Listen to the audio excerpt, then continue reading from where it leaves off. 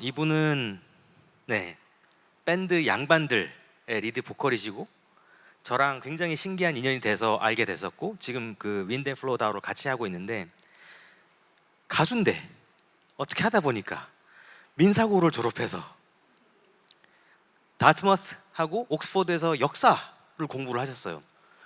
정말 세계 최고 학교들을 쭉 돌아와서 보니까 서양 철학사를 보니까 우리의 것이 최고인 것이요, 이게 이렇게 된 거예요. 그래서 풍류도라고 하면 왠지 고리타분하고 막 좀 촌스러운 거 그런 느낌이 좀 있잖아요. 근데 이분이 Wind&Flow DAO라고 하는 순간 갑자기 너무 힙해지는 거예요, 이게. 그래서 여기 모시게 됐고요. 전범선님은 한국의 철학을 또 세계에 소개를 하는 거, K-스피리추얼리티를 세계에 소개하는 거를 또 많이 생각을 하고 계셔가지고요. 오늘은 특별히 영어로 발표를 해주신다고 합니다. 전범선님 힘찬 박수로 환영 부탁드립니다.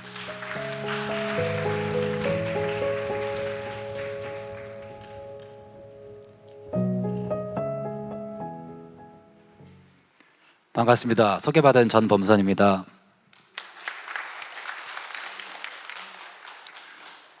저는 방금 이야기해 주신 대로 여기 계신 류한성님과 함께 풍류 다오, 윈드&플로우 DAO라는 조직을 만들어 가고 있고요. 사실 알게 된 지는 한석을 알게 된 지는 한 이제 1년도 안 됐습니다. 근데 정말 빠른 정열과 공감이 있어서 가깝게 지내고 있는 사이인데, 사실 그 프로페셔널한 일을 하는 모습을 제가 오늘 처음 봤어요. 깜짝 놀랐습니다. 되게 멋지네요. 이렇게 멋진 행사를 그렇게 빠른 시일 내에 만들어 준비했다는 게 참 대단한 것 같고요. 굉장히 자랑스럽고 뿌듯한 마음으로 오늘 저는 풍류 다오, 윈드&플로우 DAO를 소개하려고 왔습니다. 왜냐하면은 저는 오늘 여기에 호스트이신 소피아 지혜라는 뜻의 소피아 대학, 서양의 트랜스퍼스널 사이콜로지, 자아 초월 심리학의 지혜와 한국의 오랜 전통인 풍류가 만나면은 아까 현경 선생님께서 말씀하셨던 이 K-스피리추얼리티, 저는 한류는 풍류다라고 믿는데요. 진짜 한류가 될 수 있지 않을까라는 강한 믿음을 갖고서 오늘 여러분들께, 그리고 여기 와 계신 소피아 대학교 분들께 풍류를 소개하려고 왔습니다. Today, my mission here is to introduce the DAO of Wind&Flow. And here, DAO is capitalized because it is an intended pun. It both means decentralized autonomous organization, as is the fad in the blockchain community. And that is the organization that Han and I are organizing. It also obviously means the Tao, the way in the Taoist tradition. And the Tao of Wind&Flow, or Pungnu Tao, is an ancient spiritual tradition of Korea that is not too well known outside of Korea. Even among Koreans, the Tao is not well known. We use the word Pungnu, wind and flow, literally, quite a lot actually. But even for me, the fact that Pungnu is not just a mere word for music, which is what the dictionary definition of Pungnu is, but in fact it has a deep root, deep spiritual root in this peninsula I had not known about. And I have prepared a slide to explain this, but before I go into this, I think it's a storytelling time today. Everyone from Cali has been telling beautiful personal stories, and I would like to share mine too, as to why I ended up standing here talking to you about Pungnu, Wind&Flow. I was born in Gangwon province in Korea, which is the only divided province in the world. There is the northern half of Gangwon province and the southern half of Gangwon province. And I was born in 1991. And from my childhood, I was just purely curious and angry and more than anything frustrated by the fact that I can't travel north on land. I could not. It is a very basic animal instinct. I am an animal rights activist and I observe animals in closed settings in zoos or any experimental, like university experiments and so on. Once an animal is trapped in a cage, it goes mad. It does similar things like going around in circle repeatedly. That's how I felt being born in South Korea, especially in Gangwon province. I was just as an animal, I was frustrated by the fact that I physically could not travel 100 kilometers, not even 100 kilometers, 50 kilometers north of my home place. And that led me to this fundamental question of why is Korea divided? It led to other questions like why is my mind divided? Why is my community divided? Which led me to go study in America because whether we like it or not, Korea was founded by America in 1948, literally by the US military government. And even after my studies in America, I read history of ideas. I didn't get the answer, which is why I had to go to England to study because whether they like it or not, England made America or the United States of America. And the closest answer I got was enlightenment, science, reason, the age of reason, which was my master's thesis. But I still could not find the answer to the fundamental question of why is Korea divided? Why is the whole world divided? Where is this division coming from? In fact, the answer that I was given, the Cartesian answer, was that the fundamental solution to our world problems was reason, the enlightenment. And the basic starting point of that is to divide and measure. To divide the world into multiple things and categorize things and measure. I could not find the answer to that, which is why I returned to Korea and I became a musician. I'm in a rock and roll band, or I like to call it the Wind and Flow band. But that's the path that I've been traveling. Now recently with Hansuk too, as my fellow traveler of this DAO of Wind and Flow. And here is a gist of what I have found in the past couple of years of the rich spiritual tradition of Korea that I had not known myself personally, although I'm a historian of philosophy. I had not known about this because the teachers didn't teach me that in Korea. The books didn't teach me that in Korea because I didn't look into the right ones. But that's what I want to share with you, and that's what I want to share, especially with Sophia University. Now, the Tao Wind and Flow is a translation that I did of 풍류도. No one else calls it Wind and Flow except us. For now, hopefully more with later. It means 풍류도, but even in Korean, originally 도, Tao, there are two meanings to that. One is, as I said, the Tao, the way, 길, 바람과 흐름의 길. But the second meaning is the community, 풍류도, 물이 도자입니다. 한자로 얘기하면은 화랑도, 풍월도, 국선도, 신선도 다 같은 뜻이에요. 원화도. 근데 그 중에서 가장 대표적인 표현은 풍류도라고 할 수 있습니다. 그 풍류도에는 두 가지 뜻이 있는 것이죠. The first meaning is the ancient Korean spiritual tradition followed by hwarangs of Silla. Hwarangs were the leaders of Silla dynasty that brought Korea to unification in the 7th century. So these were literally they mean flower youth. They were pretty boys mostly. They were trained in this spiritual, mystical tradition and also were fighters. They had all went through this spiritual journey. They have faced death. They were not afraid of death, which was why in times of war, they would go and risk their lives and defend their country. Not only that, they in fact unified Korea in the 7th century. And 풍류도, the Tao Wind and Flow, was the spiritual tradition that the hwarangs subscribed to. This was basically the official religion next to Buddhism in Silla. And 풍류도 also means the community of hwarangs that subscribe to Wind and Flow. And this is the meaning that we're trying to revive with the Wind and Flow DAO. I'm not exactly a flower youth, hwarang or 꽃 청년, 꽃 미남, but That is the spirit that I'm trying to revive. Now, what is exactly the Tao of Wind and Flow? Me being a historian, I have to go to the primary sources. And the oldest surviving written record of Pungnu is from a 7th century poet, scholar named Choi Chi-won. He went by the pen name Goun or Haeun, meaning high cloud or sea cloud. If you go to Busan, there's a beach called Haeundae named after Choi Chi-won.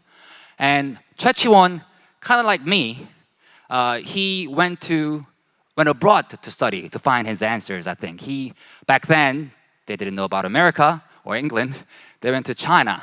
So Choi Chi-won traveled from his hometown of Gyeongju to Tang Dynasty in China, passed through their exam and became this high official, and was also a very well-known poet among the Chinese literary circle. So he was a big name in Shilla when he returned to Shilla during his late life. Now, when he returned to Shilla, to Korea, he wrote this on some kind of a tombstone. And this is the oldest remaining record of the meaning of Pungnu. And I think this summarizes the essence of what the Tao of Wind and Flow is beautifully. He said, 국유 현묘지도 왈풍류 포함삼교 접하군생. I mean, even Koreans wouldn't know what this means. So I'll have to unpack that a little bit with you. I translated this.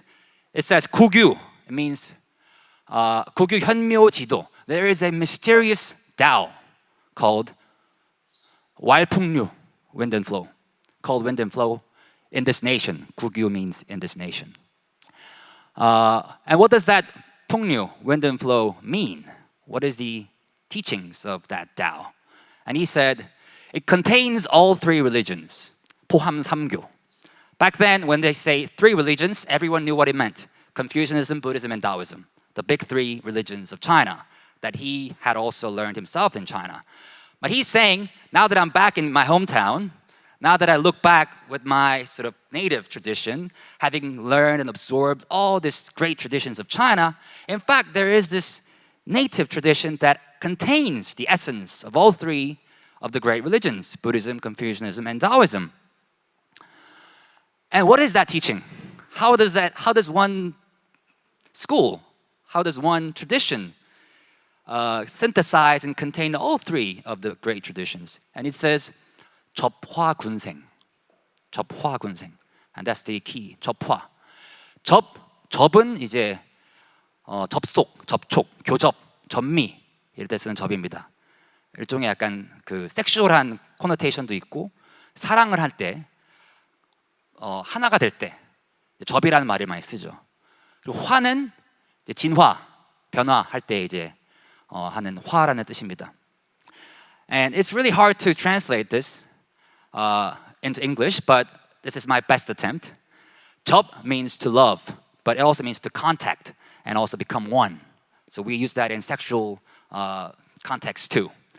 And it is to love 군생. 군생 means all living things. 무생명. All living things into evolution. That's I think the key. 접화. It is to not only love, not only to become one with someone, but also co-evolve with that someone by becoming one with that other, by becoming one with that object or living thing. Now, that's literally all he said about Pungnu. I mean, there must have been more that he said, but it's no longer available to us. That's the only sentence we can find from the 7th century by this guy called Choi Chi-won. Now, I think 포함 삼교 접화 군생 is the key to the Tao of Wind and Flow, and it was long forgotten during the Goryeo dynasty and Joseon dynasty because these were Buddhist and Confucian dynasties that ruled Korea for 500 years each. So more than 1,000 years, this ancient tradition of Pungnu or Wind and Flow was not the mainstream idea. This was kept alive through the shamanic traditions of the locals, but at least in the center, from the nation-state perspective, Pungnu was no longer the ruling tradition. But this was revived in the late 19th century by the 동학 movement, which Hyun-kyung briefly touched upon as the sort of the core inspiration of today's 모심 conference. The idea of 모심 also comes from 동학. And 동학 was, interesting enough, was founded by 수은 최재우. If you notice, the same family from the same hometown of 경주. 경주 최씨입니다. 최치원의 1200년 후손인 최재우가. And his pen name was 수은. You see where the inspiration is coming from. Water cloud.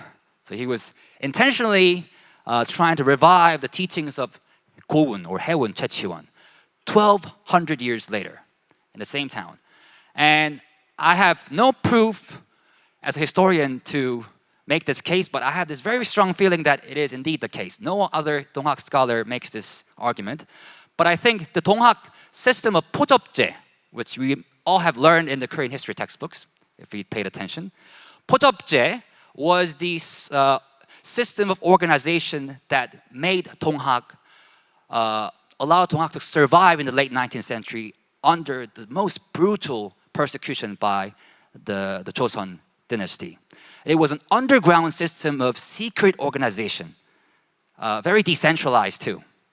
It was literally a decentralized, autonomous organization in the late 19th century. And it was organized under two groups, 포 and 접.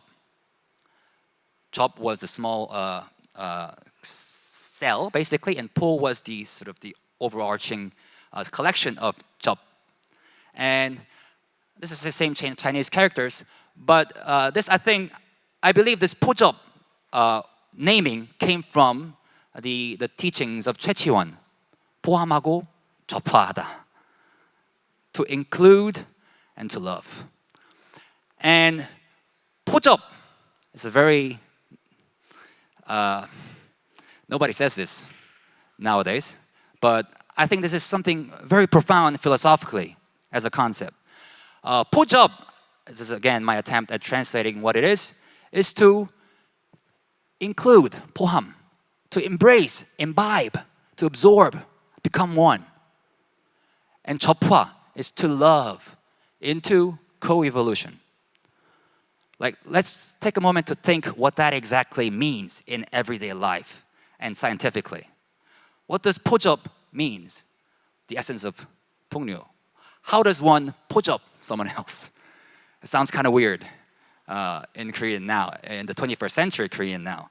But let me try to explain to you in a more philosophical manner. So I think we all can agree that people who have gathered here today have a pretty much similar project, similar agenda to overcome the existing paradigm of our civilization. As Kelly said, the patriarchal system that has fucked the world up, or the modern Enlightenment, rationalist system that has pushed spirituality into the sub-corner. And that has been my biggest frustration too. How do I overcome this divisive nature of the current civilization? And there has been attempts, don't get me wrong, and I've studied them. And the most admirable attempt in the West to first tackle this Enlightenment obsession with reason was Romanticism in the 19th century, and especially Transcendentalism in America. People like Henry David Thoreau or Emerson, they use this expression, transcendentalism, to transcend this barrier that is dividing us. In Korean, we translate that into 초월. 초월은 뭡니까? 넘어서고 넘어서는 거죠. To overcome and overcome, to go beyond. That means we don't want to stay here. We want to go somewhere else, maybe heaven. Not this world, but somewhere else, you know? That I find fundamentally Christian, to be honest. But it was an attempt to go beyond those binary divisions that has been marking modern industrial Western civilization.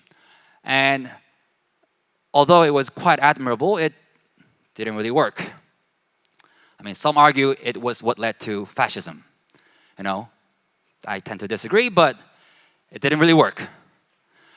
And then there was a Japanese attempt by the Kyoto School in the early 20th century, which, by the way, also led to fascism. But initially, their idea to overcome the Western Enlightenment was called 포월. That's the Korean pronunciation of the Japanese term that philosophers like Nishida Kitaro and other founders of Kyoto School used.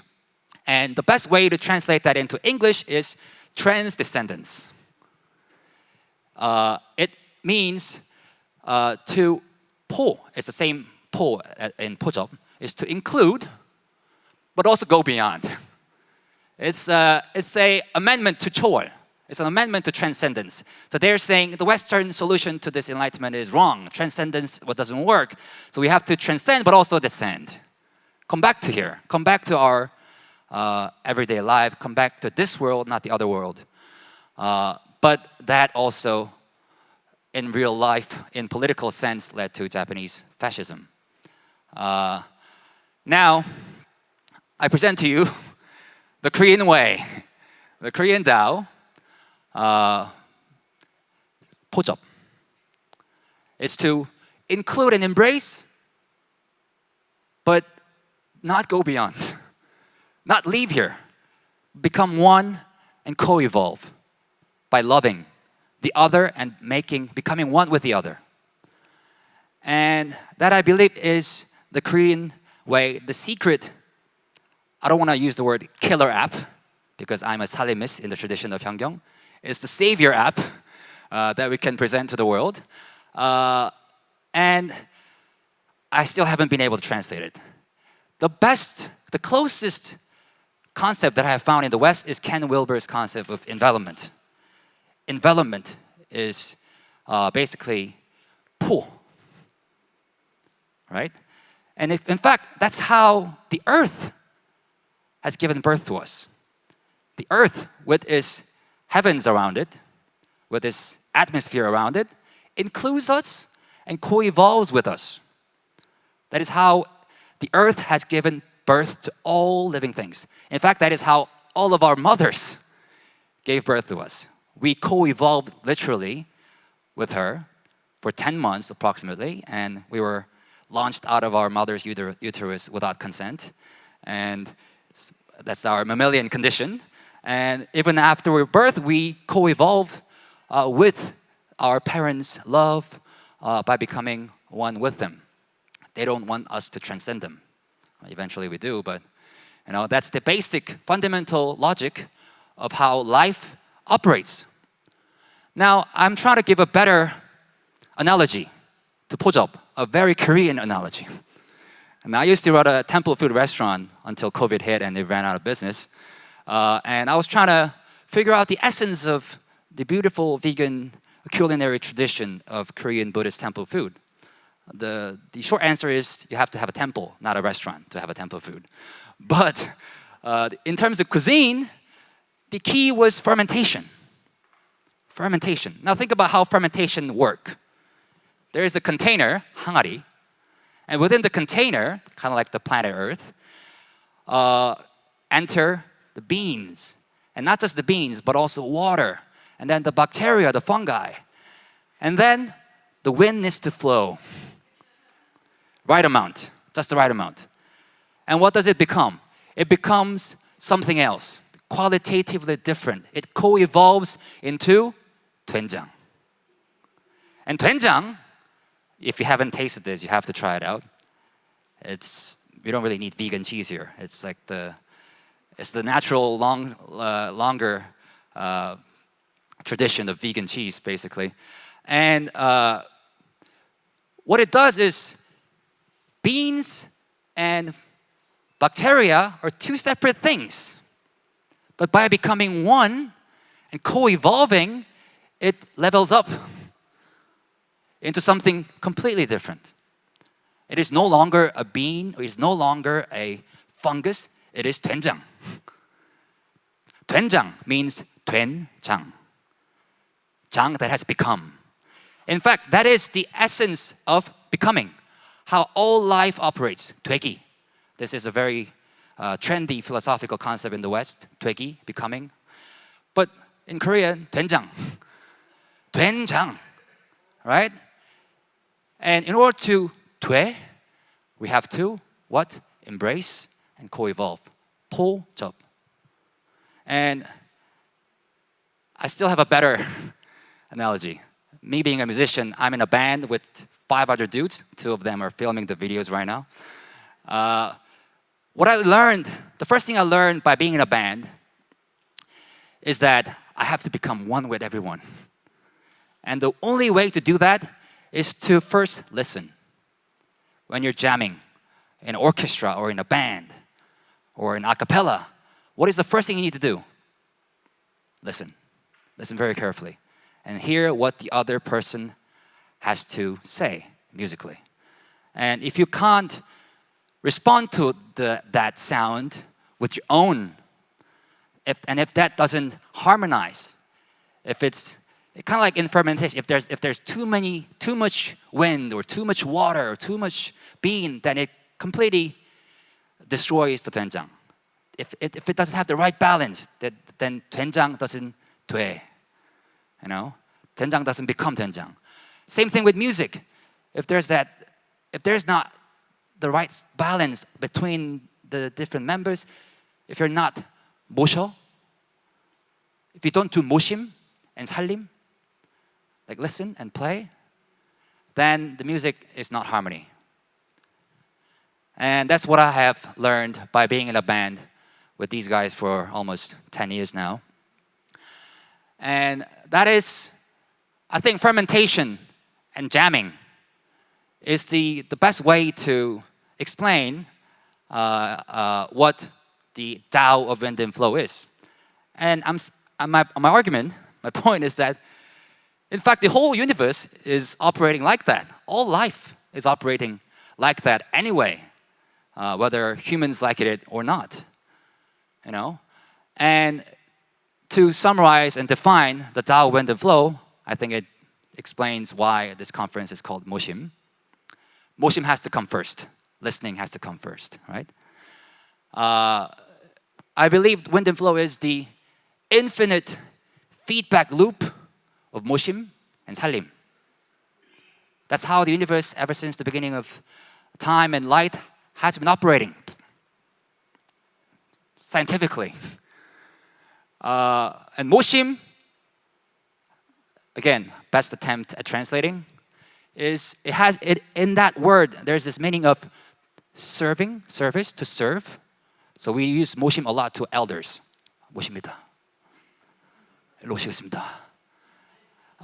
And to worship, we use that word to God. And to invite, when you're inviting guests, we also say 모십니다. Because all guests are gods. And I say this a lot when I'm eating. Eating food is also moshim, because we're inviting the food into our body and worshiping our life. And also is to embrace. You know, that is how all life operates. And once we do moshim, what do? 살림. And also in that word 살림, there is this meaning of not only to save, but to revive and let live, give life, and make a living. In fact, in Korea, we use 살림 to mean economy. Household economy is 살림. So it's every labor and service that my parents had to do to keep my infantile, helpless child, 범선, alive is all 살림.